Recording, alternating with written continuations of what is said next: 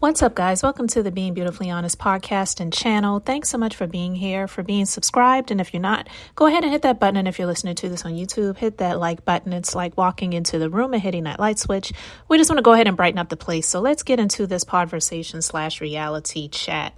I wanted to talk about something with regards to NBC Universal and Bravo and the non-disclosure agreements, these NDAs, and all of the things that are coming up now that, some people are saying that Nene talked about a few years ago, and my thoughts on it, because the news is that NBC's Bravo reality stars are demanding the right to speak out about alleged racism, sexism, and revenge reportedly being held under unlawful NDAs. So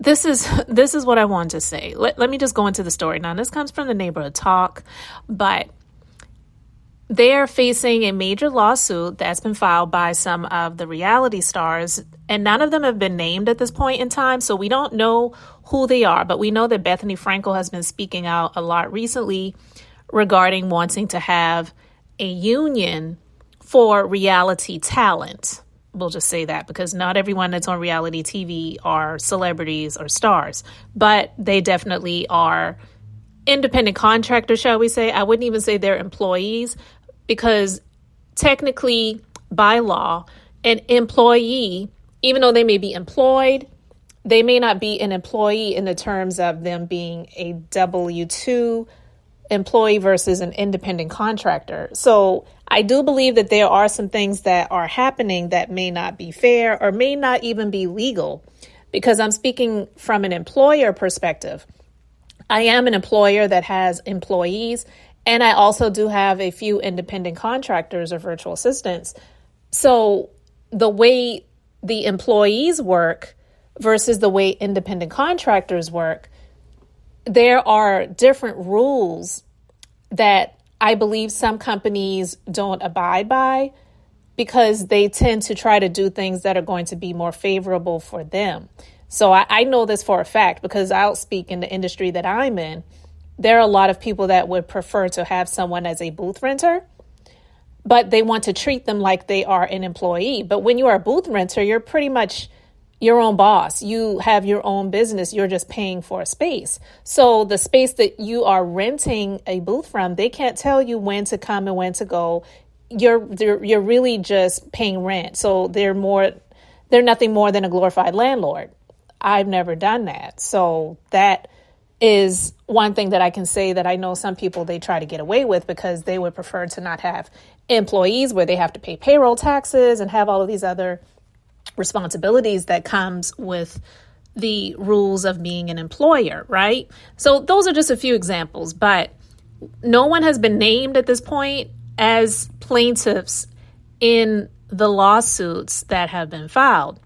But the lawsuit filed is claiming that the people have been subject to grotesque and depraved mistreatment. So attorneys Brian Friedman and Mark Garagos addressed it in a detailed letter. Well, since then, the reality stars involved are now demanding the right to speak out, as they want their voices heard. According to the documents obtained by TMZ, several cast members are demanding the companies release them from what the lawyers call a draconian confidentiality agreement. Attorney Friedman sent another letter to the companies claiming the NDAs violate California law, which they probably do, to be honest with you, and I'll speak a little bit more about that, but which prohibits companies from forcing employees to sign NDAs, prohibiting them from disclosing unlawful conduct. In the letter, Friedman demands the companies come forward with vital information connected to their case, which he requested previously, while warning them that they are not limited to violating RICO. NBC Universal has two choices: lead by example or be forced into compliance. It read, "We trust that NBCU will do the right thing. You are on notice that these non-disclosure agreements are unlawful. As a result, any further efforts to enforce them for the purpose of covering up misconduct will amount to willful violation of law." As for the unlawful conduct that Friedman touched on, the companies are being accused of racism, sexism, sexual violence, revenge porn, child labor violations, forced intoxication, and psychological, emotional, and physical abuse. The lawsuit also mentioned the companies manufacturing mental instability by plying cast members with alcohol while depriving them of food and sleep. NBCU and Bravo have yet to release a statement following Friedman's follow-up letter. So listen, this is what I want to talk about when it comes to Nene, because a lot of people in the comment section saying nobody believed Nene, believed Black women the first time. No one spoke out when Nene was saying this, or people were saying that Nene was full of it. Listen, I was one of the people that did speak regarding Nene and the lawsuits that were filed, but this is what I said. All of those things may be true, but the way Nene handled the situations just did not make her look like the best person to lead the charge or hold the torch, if you will. I'm not saying that some of these things that she said that she experienced did not happen, but you can't be out here saying all of these things, but yet, even now in present day, you're saying that you would want to come back. If it was that bad, why would you want to work for a company that is doing those things? And also, the people that have not been named in this lawsuit, they're saying that they had these non-disclosure agreements that they signed, and I guess someone's probably sent them emails or something, or maybe letters in the mail to let them know, hey, just want to remind you guys, you've signed these NDAs, and we intend to move forward if you don't keep your mouth shut.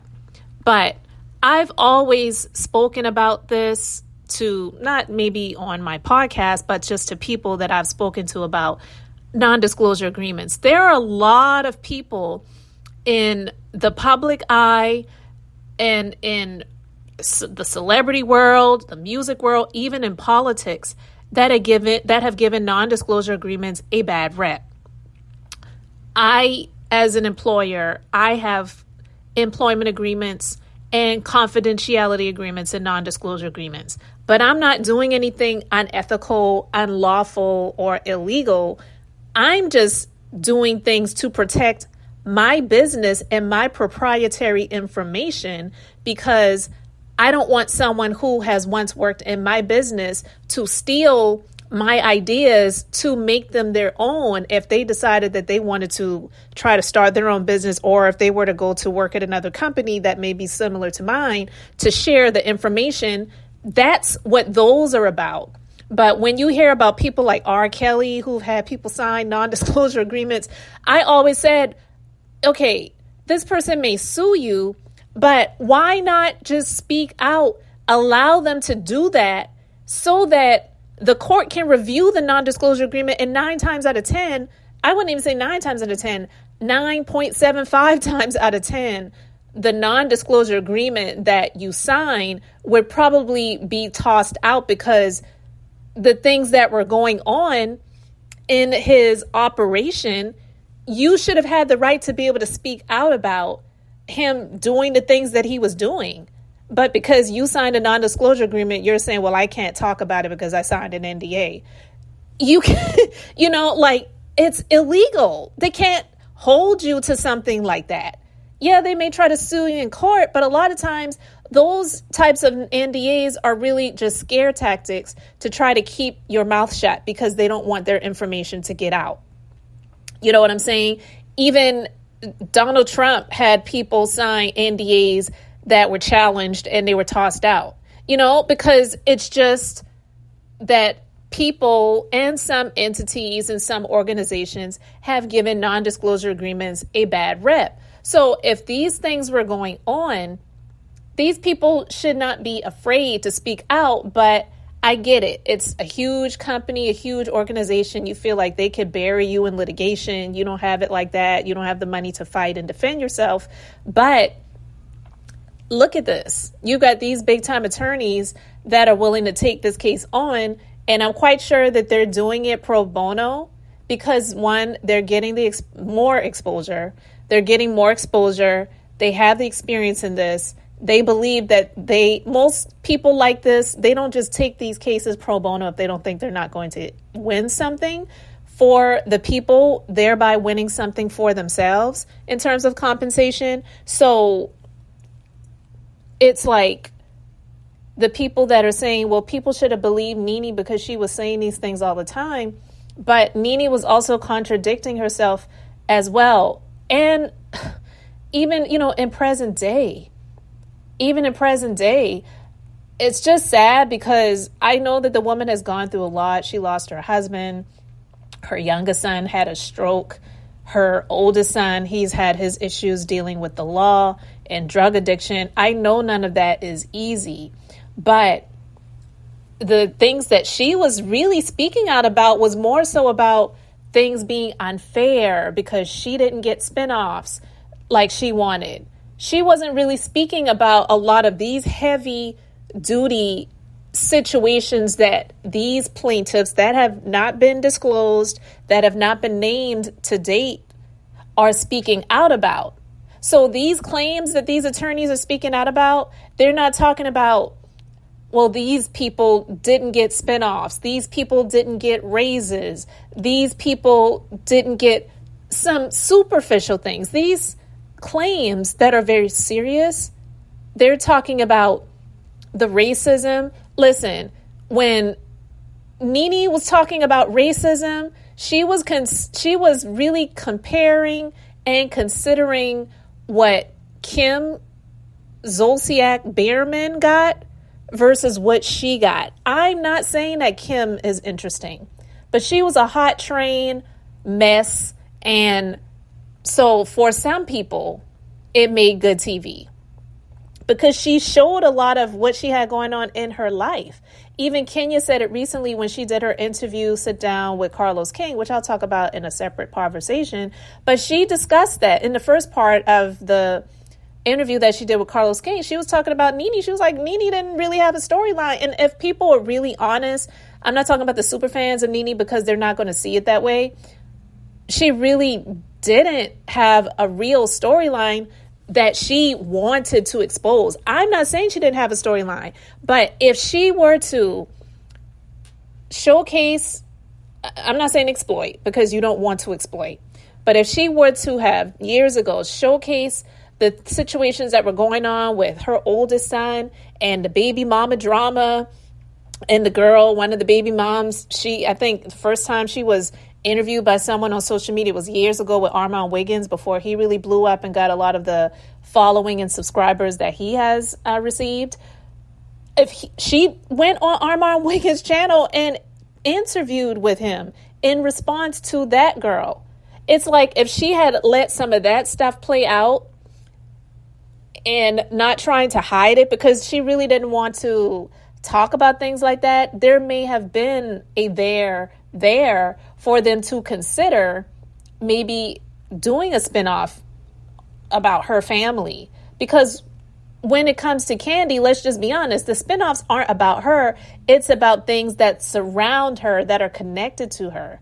The old lady gang, not just the restaurant, but her mom and the two sisters that are, one is just really mean and hateful, Aunt Bertha and Aunt Nora, who can be just as nice or just as nasty, as the both of them, the Mama Joyce, you know what I mean? It's who is connected to her really that gets those things greenlit for Kandi. It's not about Kandi. So I'm not disagreeing with some people when they say, well, Kandi's boring. But Kandi is just who she is. And listen, if you're a Taurus and you're listening to this, don't take any offense to it. I don't know many Tauruses, but the one that I do know, which is the one and only sibling that I have, he's a bullheaded jackass and he doesn't care about anybody but himself. And he will throw you under the train to save himself. And that's why I don't have a relationship with him. So honestly, Kandi being a Taurus, that does not surprise me about her. She cares about herself. So she's not going to sacrifice her bag for the sake of everybody else to do well. I'm not saying that she doesn't care about anyone because I don't know her personally, but I'm just speaking about what I know of the Taurus that I had in my life that I no longer have a relationship with, and I never will, because I don't care if we have the same two parents, never want to have anything to do with him ever again. And I have no regrets about that, because he's just done some terrible, hurtful things to try to destroy me. So getting the topic off of myself, but I'm saying when people speak about Candy in the way of, well, she's selfish, she's only caring about herself, she only cares about her money, that's how, what I've seen a number of Tauruses are. So again, don't take anything personal. If you're a Taurus and it doesn't apply, let it fly. I'm not speaking about you personally, because obviously I don't know you. Okay. But listen, when Nene was talking about the issues that she was having, it was even just as recent as the interview that she did with Carlos King. And before she did the interview, I don't want to say before she did the interview, because I don't know when she had that interview recorded, but not too long prior to that, there was a clip on the Neighborhood Talk of her where someone asked her, she was walking somewhere with an assistant of some sort, asking her about whether she would come back to the Real Housewives of Atlanta. And she's like, well, yeah, I would come back, but it would only be for the fans. If it was this racist, sexist, plying people with alcohol and all these other things that these people are saying, but she didn't necessarily say, why would she talk about coming back? You know what I mean? So I just can't get down with the people that are saying, well, listen, Nene said this and now it's all coming out. Nene did not say all of these things. She put racism in there because, I'm just going to be honest, just being beautifully honest, she put racism in there because she is an African American woman, obviously. And that's one of the things that, if you want to be taken seriously about things when it comes to your employment, that you mention in court. But it doesn't always go your way. It doesn't always go your way. And it's not always because you're wrong. It's just the way some of the laws are written and the way some things may have been handled with you in that organization. It doesn't mean that racist things didn't happen in that organization. It just may be that there was no racism involved when it came necessarily to you. And it would have been a hard thing for racism to be, to apply to her when at the time she was like the highest paid. Okay. So I just can't get down with the people that are saying, with regards to this litigation, that everything that they're saying is what Nene was already talking about. It's not. It's not. It just really isn't. And so, listen, it's not a knock to Nene. I don't want any harm for her. I really would want to see her succeed. I really did enjoy her in the first several seasons of The Real Housewives, but, life happens, things change, whatever, and I don't dislike her. She just said and did some things that I just wasn't really cool with. And one of the things that I will never forget was that scene. It was a season when Claudia was on The Real Housewives of Atlanta, and they had the scene with the psychologist, I think his name was Dr. Jeff. I can't exactly remember what his name was. But when she had her wedding spinoff special, when she was remarrying Greg, that doctor was on that show when he was trying to be a mediator between Greg's children and Nene, because for whatever reason, they didn't really have a relationship. And so that went well.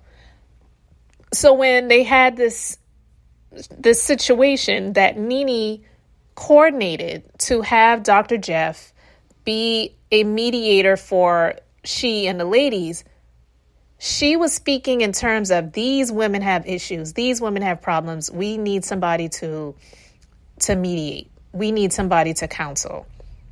And he told her at that time, he said, look, I'm there to be fair, I'm not there to take sides.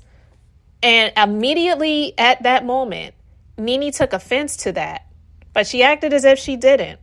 But when they had the meetup, she showed her true colors with him.